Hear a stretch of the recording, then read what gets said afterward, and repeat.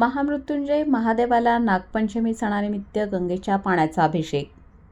येवला शहरातील अमरधाम येथील महामृत्युंजय मंदिरामध्ये नागपंचमी सण हा साजरा करण्यात आला असून यावेळी बाभुळगाव येथील भाविकांनी गोदावरी गंगेचे पाणी आणून महादेवाच्या मूर्तीला व पिंडीला या आणलेल्या पाण्याने अभिषेक केला।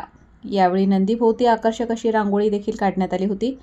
बाभुळगाव येथे अखंड हरिनाम सप्ताहाचे आयोजन करण्यात आले असून यावेळी या भाविकांनी हेच गंगेचे जल तेथील महादेवाकरिता आणल्याचं सांगितलं आहे।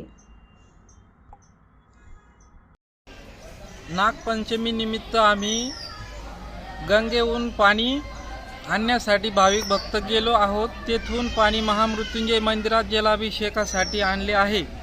तिथून आम्ही आमच्या गावामध्ये बाभुळगावमध्ये अखंड हरिनाम सप्ताह नागपंचमी निमित्त चालू होत आहे। तिथे सकाळी 7 ते 11 पारायण ज्ञानेश्वरी असतं आणि तो 9 दिवसाचा अखंड हरिनाम सप्ताह चालू आहे। त्यासाठी पण शिवमंदिरात आम्ही हा जलाभिषेकासाठी पाणी तिथे पण नेत आहोत।